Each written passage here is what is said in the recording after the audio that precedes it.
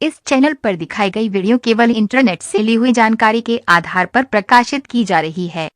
पत्नी बात बात पर गुस्सा करती है तो पति ध्यान रखें, ये बातें लोकप्रियता, प्रशंसा, सम्मान आदि के शीर्ष पर पहुंचने के बावजूद महान यूनानी दार्शनिक सुकरात को अहंकार बिल्कुल भी नहीं था।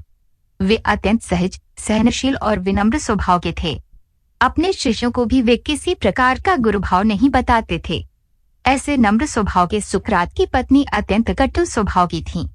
वे छोटी छोटी बात पर लड़ा करती थीं, किंतु सुकरात शांत ही रहते थे, पत्नी के तानों का कोई जवाब नहीं देते थे। एक बार सुकरात अपने शिष्यों के साथ घर के सामने बैठे थे।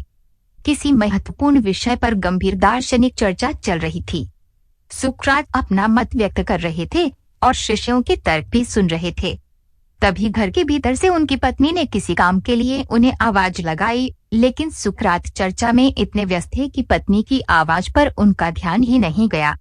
सुकरात को पत्नी ने अनेक बार पुकारा, लेकिन वे सुन नहीं सके।